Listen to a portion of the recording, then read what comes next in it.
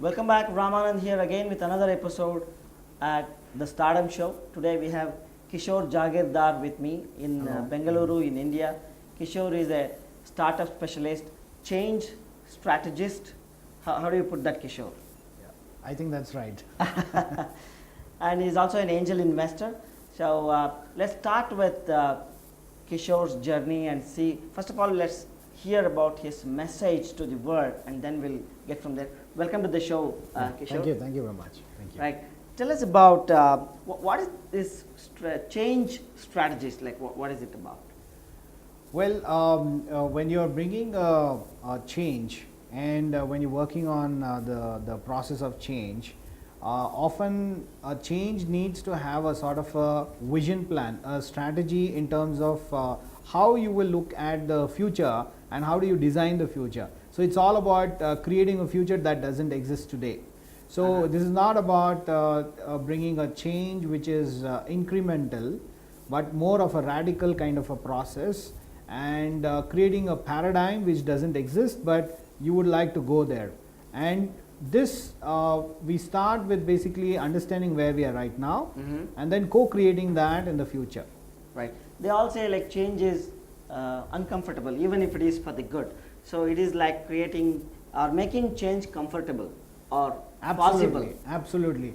So basically, it's about while being in the process of change, there are so many things that comes. You first of all, as humans, we try to resist anything that is new. Right. So how do we prepare and get a buy-in from the population or the community that we're working on, and then walk them into the process, create without bringing the context of the change being applied.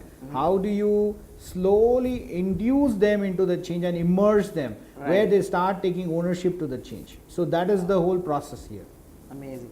So how did you arrive at this idea or the business or the journey?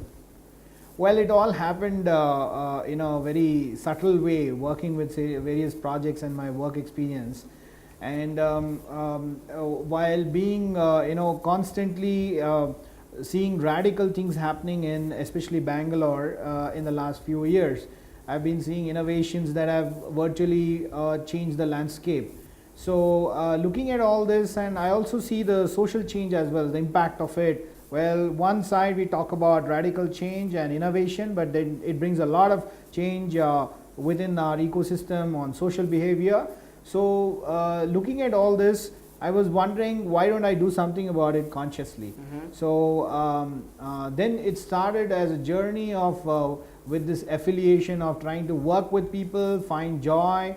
And there's a saying in our Indian context which says, the more you share, the more you multiply happiness, and the more you share the sorrow, the more it decreases.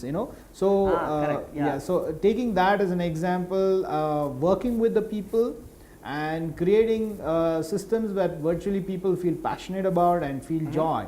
So perhaps that led me into this, and here I am today. So what is that one thing or one problem that you're extremely good at solving?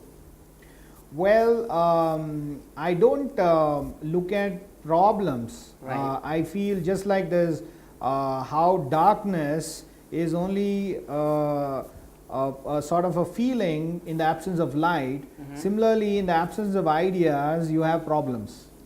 Exactly. So what I look at is more into stimulating people and trying to explore and walking through the space of unknown through design thinking, where people find what's more relevant to their journey. They find themselves and they figure it out themselves. So I only act as a catalyst in that.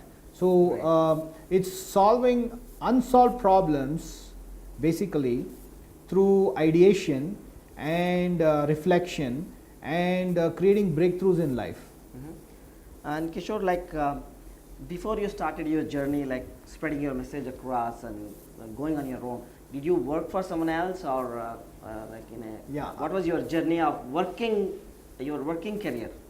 Well, I started my work life very early in early 90s, And for about 9 years I did work for several organizations. One of them, the maximum I worked for 6 years for one single organization, and then small experiences out there here and there in different organizations.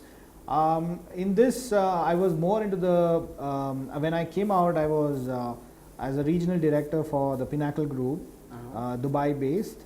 Virtually they were working out of Abu Dhabi, and I was more specialized into commodity markets and more of consulting and handling end-to-end programming for business entities across Europe and US and Middle East. Right. Yeah.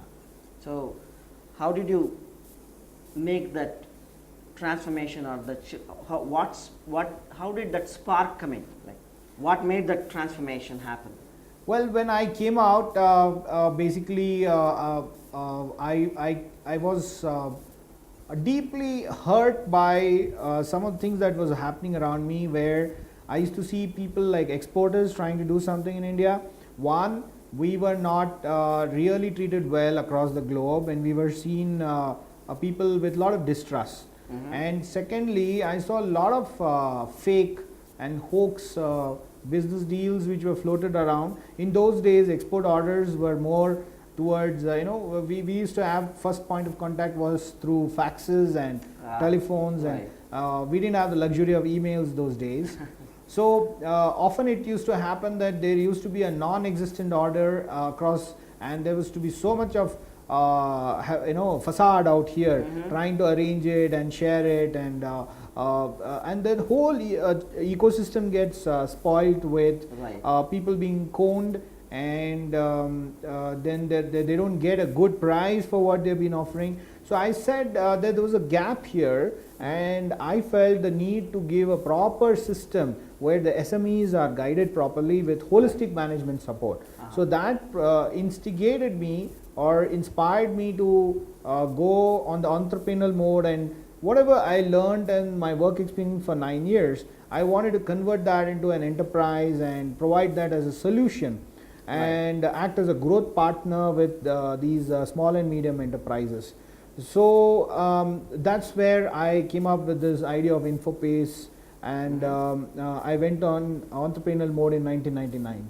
Oh, 99, that's a very long journey, and Yeah. a lot of insights and wisdom we can have from this person here. Kishore, like, what most excites you about your work and the contribution that you can make?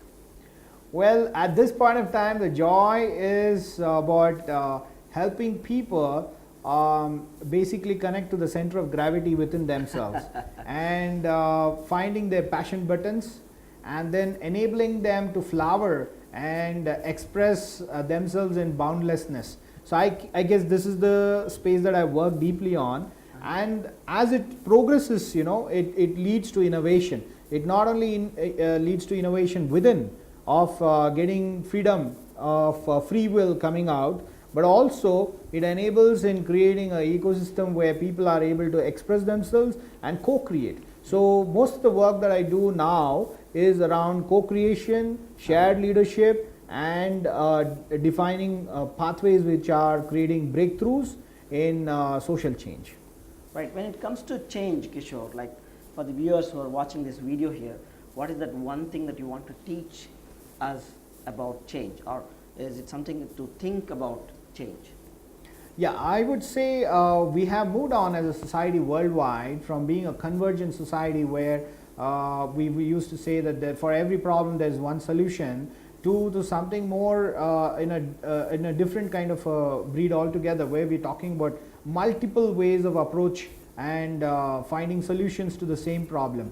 So the meaning of what we have understood so many years, saying think out of the box, doesn't apply to us anymore, because now the generation today is basically questioning where is the box.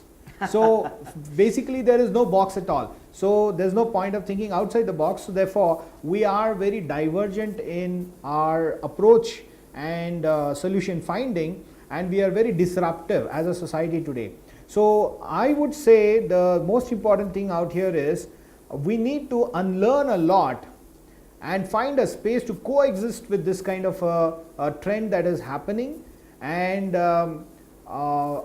this will help us to overcome the resistance within, and instead of trying to understand them, find a space where we can complement them.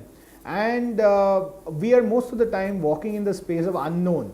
So hand holding in knowing very well consciously that everything cannot be understood. So walking in the space of unknown, being an explorator and having our ears on the ground, enabling us to understand what's happening around us and feel and explore as much as possible, so that things can come as a solution, or maybe it may not be as we have programmed or we have framed, but it could happen in a totally different way, but that could actually be the reason for us to be joyful and lead a life fullest.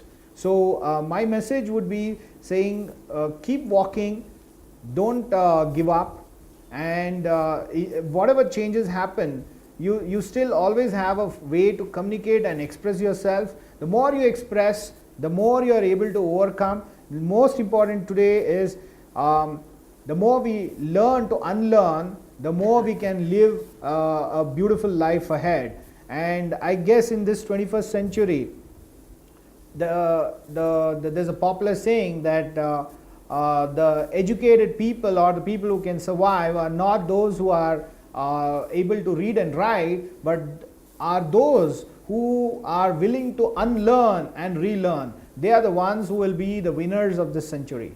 Thank you. Very much, yeah. I totally agree with that as well. And Kishor, what is it that you're passionate about personally? Well, personally, I'm like a prism, and I've been on a exploratory path for so many years now that there's so many aspects of my personality, or my the creativity within me is in the boundlessness. So what excites me the most is bringing out my self-expression without any boundaries, and creativity in fullest. That's what triggers me off. Awesome. So we have people have seen you in your journey in your business career.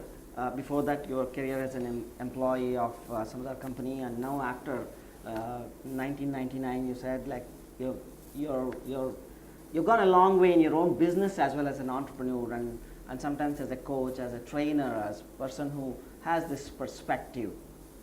Like, apart from these two things, like professional and personal, are you also involved in any volunteer activities or non-profit activities that you want to talk about? Yeah. Oh yes.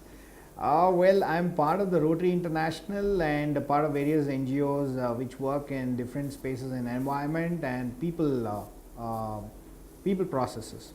So in Rotary, well, we have I've been instrumental in launching 4 movements.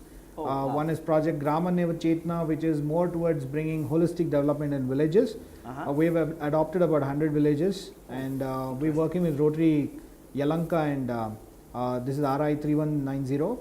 And other one is Project Parivartan, which is working toward bringing change at the individual level and leading a good life. And that works more around the inner health and the mental health and the physical health both. And then we have Project Green Glow, which is largely associated with the student communities, especially the children in the let's say 5th grade to the 10th grade, who work largely with coming together with innovating solutions on environmental changes. So connecting to the biodiversity and doing small things like butterfly gardens, supporting adopting lakes or animals and these kinds of things. And finally, we are talking about Project Kuber, which is on social entrepreneurship. So this is basically to bring sustainability and alternate livelihood for the unemployed youth and the rural youth especially. So how do they earn some extra income and work on their skill development? So these are the 4 projects that I have been part of. Oh, that's amazing. And how does your typical day look like? Because being on your own business, teaching people and interacting in Rotary and volunteer activities, so how does your day look like? Well, since all this comes from the passion area, I guess I do find time always. It just happens, and I begin very early at around 4:30 normally, and sometimes the day stretches up to say 12:30, 1 o'clock in the night. But then that's being a part of the space where you're interacting with people, and they always want someone. All the other time, people keep coming up and saying that, hey, I want your help, I want your guidance, and so there are always something up there which I need to be assisting on. So and I enjoy this thoroughly. Like Kishore, do you also conduct workshops or courses? Like, how do people, if they want to learn from you, how do they approach you? Well, we make these announcements. I'm part of various forums and industry bodies. So normally they reach out to their members and inform. But if people would like to reach me, they can always write to me on normally the contact that it's given. My website is infopaceindia.com. And my personal connection can be made through contact@kishorjagirdar.com. So people can write to me and always get to know what's happening. And on Facebook, I think social media, we have lots of information. In advance we inform people of what courses we are doing and what programs we'll be likely to do. And this is more on community based. So people who have already gone through it, they handhold and bring in other people also along. So this is one way. The other way of information that's spread around. Awesome. So if you want to get in touch with Kishore, you can go to kishorjagirdar.com as well. Contact at kishorjagirdar.com. Or you can also reach him on Facebook. Yeah. I think Kishore is very active online as well. Before we conclude, let me ask you a couple more questions, and one of them would be, how do you want to be remembered? Okay, that's a good question. Well, I would just like to be remembered as a person who brought in a difference at a time when things were very, very complex or things were very difficult. A person who was there and was able to enable the person to see the path, which is a joyful journey for the person. So I want to be there for everyone whom I can reach out to and make a difference by enabling them with their own pathways, inner pathways. Amazing, amazing. One last question would be to ask you, is there anything that I didn't ask you that maybe you want to share with the viewers about you or your journey? Oh, well, right now in this journey, as I said, one part of this is strategic change management, where I work with the governments and I work with communities, organizations, and the other part is about where I've been doing a lot of groundwork on innovation and trying to support social entrepreneurship, where we have incubation in Yelahanka, where it's called iSet iLab, where we incubate social entrepreneurship. And we are also coming up with a technology incubator in Bangalore South, where we have already got a lot of people being incubated. So totally right now, about 11 ventures I have already rolled out from our incubation, which is on a commercial level, and about 70 projects are being incubated currently. So one of the aspects of bringing change in society and communities through radical disruptive ideas coming on the forefront and enabling people to change their habits. So right now I've been supporting a lot of startups. So the other thing that I would want to emphasize here, that if someone has a good idea and they think that they need to reach out, so you can always come and approach me. I'm very approachable, and we offer total support from the idea stage itself. So it's not that you need to have a business plan and all that stuff. So you can come with your idea, we'll handhold you, we'll fund you, we'll give you seed capital, and we'll enable you to go forward and convert your idea into a reality, and that's where we see our role. Right. If any of you have an idea and you can just scribble it on a tissue paper, you can bring it to Kishore, and probably they can help you develop that idea and probably have your own startup as well. Yeah, is that true? That's true. Yeah, That's true. yeah. Very nice, Kishore. Thanks for sharing your perspectives, your insights, and especially the abundant future that we can see from experiential learning from people like you. Thanks for showing up on the Stardom Show. Thank you very much. Thank you.